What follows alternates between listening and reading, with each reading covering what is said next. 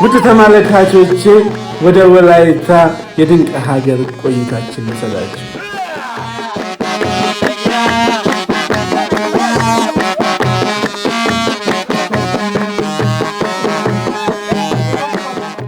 በድንቅ ሀገር ቆይታችን በባህል በእሴት በአኗኗር በመልካም ገጽታ በልምላሜ የታደለች ሀገር እናስቃኛችሁ ወደድን።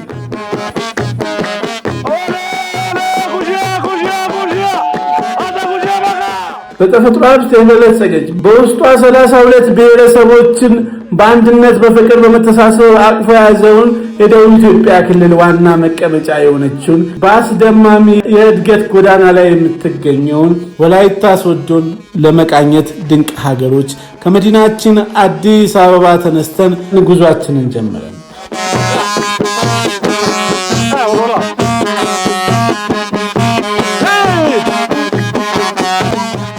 በመንገዳችን ፈጣሪ አብዝቶ የቸራቸውን የሀገራችን ኢትዮጵያን መልክዓ ምድሮች ገጽታ እየቃኘን ለሕይወት ወሳኝ የሆነ ነፋሻማ ንጹህ አየር እየማግን ሜዳ መስኩ ተራራውን እየቃኘን መንፈሳችንን እያስደመምን ከመዲናችን አዲስ አበባ 400 ኪሎ ሜትር ላይ ወደምትገኘው 7 የመግቢያና መውጫ በር ወዳላት ወላይታ ሶዶ ደረስን።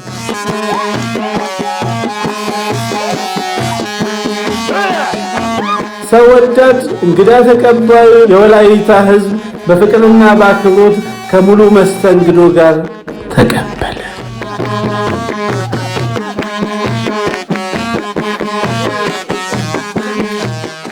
የዞኑ መቀመጫ የሆነችው ሶዶ ከተማ በአስደናቂ እድገት ፍጥነት ላይ ትገኛለች። ማህበረሰቡ ለእንግዳ ያለው ክብር በቃል ተገልጾ አይጨረስም።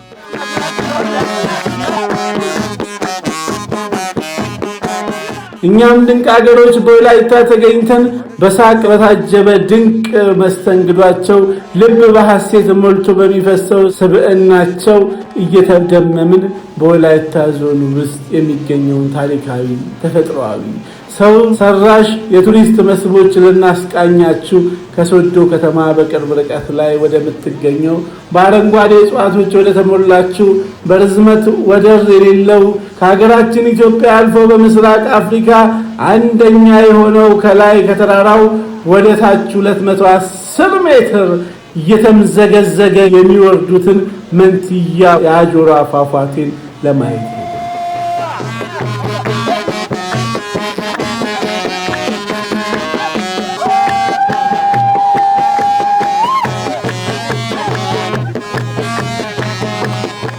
ይህ በወላይታ ዞን የሚገኘው አጆራ መንትያ ፏፏቴ ከአካባቢው መልክዓ ምድር ገጽታ ጋር ተዳምሮ ልዩ የተፈጥሮ ውበት ለዓይን ማራኪ መንፈስን አዳሽ አስደማሚ ውበት ይፈጥራል።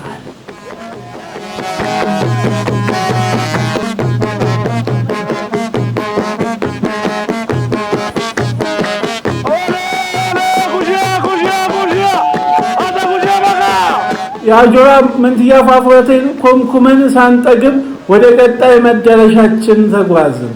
የወላይታ ሕዝብ ጦሳውምባ ይለዋል።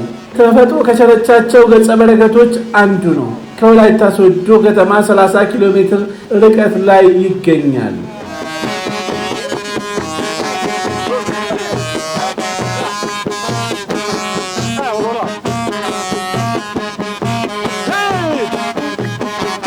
ምንም አይነት የምህንድስና ጥበብ በሰው እጅ ያልተቀመረ ፈጣሪ በውብ እጆቹ የሰራው የአካባቢውን ማህበረሰብ እንዲሁም እንስሳትን ሳይቀር ለዘመናት ከሚያስቸግሯቸው ወንዝ የሚለይ የእግዚአብሔር ድልድይ ነው።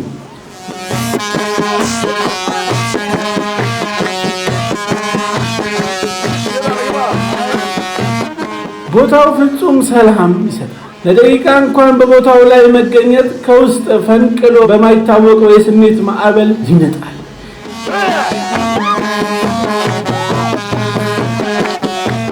የድልድይ ጉዳይ ሲነሳ ከዚሁ ከወላይታ ዞን ሳንወጣ ሰው ሰራሽ ድልድይም አለን ቃኙልን ስላሉን በቀጥታ ከሰባቱ መውጫና መግቢያ በሮች አንዱ በሆነው የሐዋሳ መስመር 25 ኪሎ ሜትር ከሶዶ ከተማ ተጉዘን የገለጹልንን ስፍራ ለማየት ወደ ስፍራው አቀን።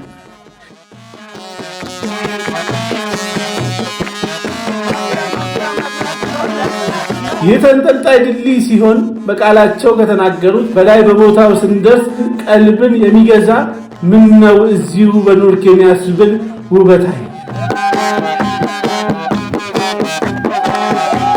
እንግዳ ተቀባዩ የወላይታ ሕዝብ በጉብኝት የደከመ ሰውነታችንን እረፍት እንድናደርግ በዚያው ተወዳጅ በአዘቦትም ሆነ በበዓላት ቀን በስፋት የሚበላው ምግቦች እንድንቀምስ በሶዶ ከተማ ወደሚገኘው ቢኒ ካስትል ጎራል።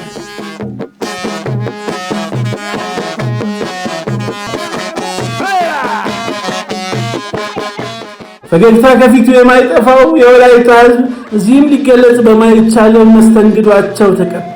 ጣፋጩ ጥሬ ስጋ እኔ እንግዲህ ጣፋጭ ጥሬ ስጋ ካየው እዚህ መቅረቴን ውስጤ እየተሰማው መጣ።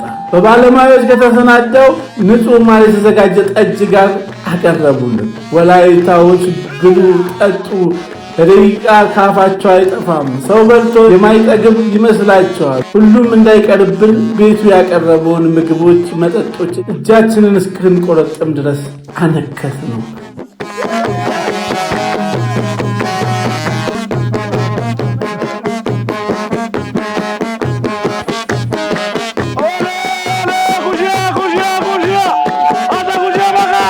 እግረ መንገዳችንን አላበቃም። የወላይታ ዞን ሌላኛው የመስህብ ገጽታ ልንጎበኝ ተነሳን። ከሶዶ ከተማ በዳውሮ መውጫ 35 ኪሎ ሜትር የሚገኘውን የጊቤ 3 ሰው ሰራሽ ሐይቅ ለማየት ወደድን።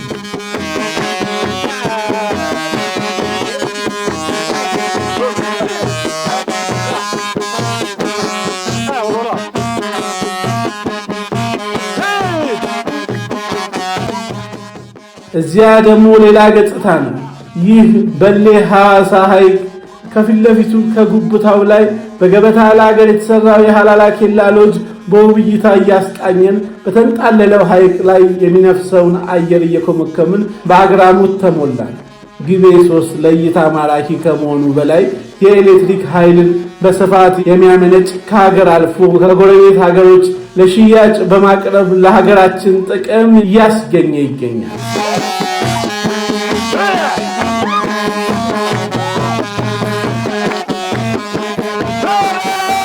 መቼስ ተጎብኝቶ በማያልቅ የወላይታ ዞን ተፈጥሮ ሰው ሰራሽ ታሪካዊ ስፍራዎች መንፈሳችንን አደሰ። ይህን ስፍራ በሀገር ውስጥም ሆነ ከሀገር ውጭ ለምትገኙ ፕሮግራማችን ተከታታዮች ወደ ወላይታ እየጋበዝን በዚሁ አበቃ።